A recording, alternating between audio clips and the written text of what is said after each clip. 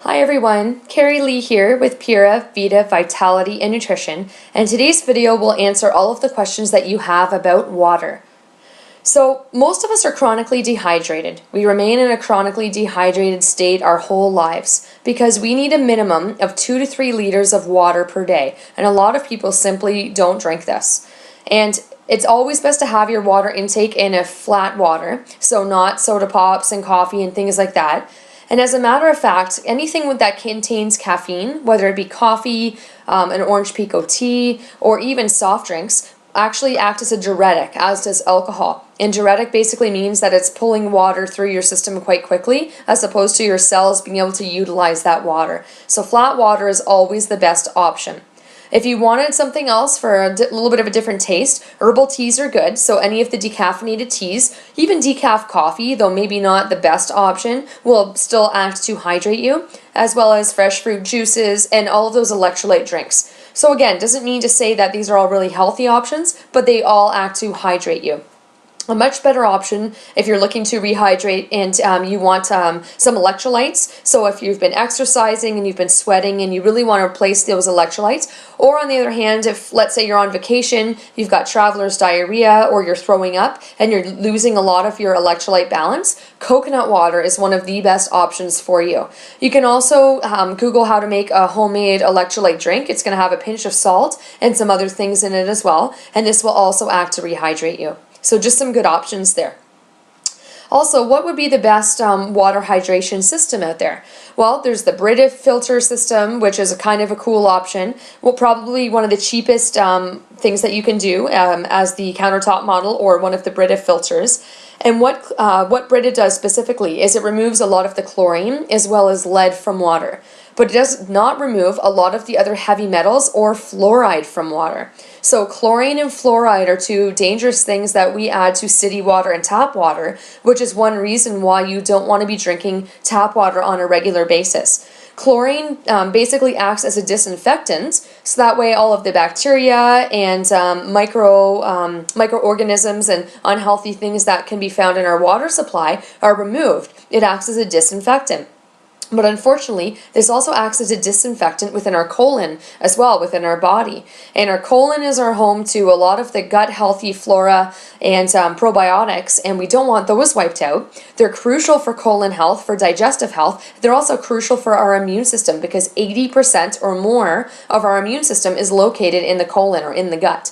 So we basically, if you drink chlorinated water or tap water over a long period of time, it works to kill off a lot of these beneficial probiotics that we have in our gut. Fluoride is another thing that's added to water, and basically fluoride actually acts as a heavy metal. So it can build up, and we can certainly have a lot of toxicity to fluoride as well as other heavy metals. And fluoride has been linked to Parkinson's disease, Alzheimer's, and dementia. So we want to make sure that we're definitely not drinking city water and drinking tap water. This is actually quite dangerous for us. So I just briefly discussed the Brita filter system, which is not a bad option, but definitely not your best option. The best route to go would be to get a home filtration system and look for something that's a solid carbon block. And basically what this does is this removes the chlorine and a lot of the heavy metals and other impurities from the water. Then you can follow it up with an RO system or reverse osmosis system. And the only downfall of this is an RO system is quite expensive. And if you were to do this, though, in some sort of an RO system, what this will do is remove the fluoride, other heavy metals, trihalomethanes, some of the insecticides and pesticides and fertilizers, and other nasty things that are found in our water supply. The only downfall, the only pitfall that I can find with reverse osmosis or RO water is that it's quite acidic in nature.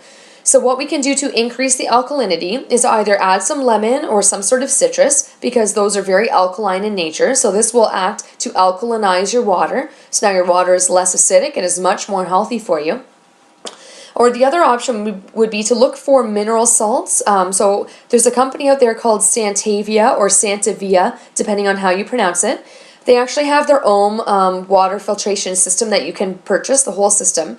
Or you could just get their rock salts, and as long as you left your water in some sort of a basin for a certain period of time with these rock salts, then that would actually act to realkalinize your water.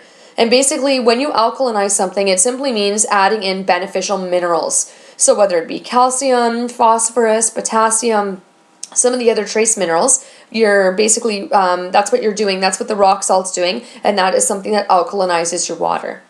So again, basically just the take-homes here are: number one, tap water is by far one of the most unhealthy options. You don't want to be drinking tap water on a regular basis.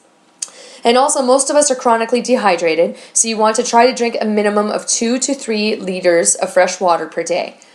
And just a last note here, for storing your water, you always want to try to store in a glass container, or they also have SIG water bottles, which are made from metal, which is another okay option. But keeping them in plastics is not a good idea. Even though they have plastics now that are BPA free, there's still a lot of other carcinogens and other nasty things in those plastics, and they tend to leach out in the water over time. So when you reuse a plastic water bottle, even if it's a little bit of a thicker water bottle, it still tends to leach out in the water. So definitely not your best option. Go glass or go with a SIG water bottle all the way. So hopefully this helpful video has been helpful for you today. That's kind of the goal of these things. Please check me out on my YouTube channel, Carrie Lee RHN. And you can also follow me on Facebook for some great motivational tips and tools, health tidbits, and some wonderful recipes as well. And you can find me at Pura Vida Vitality and Nutrition. Have an awesome day.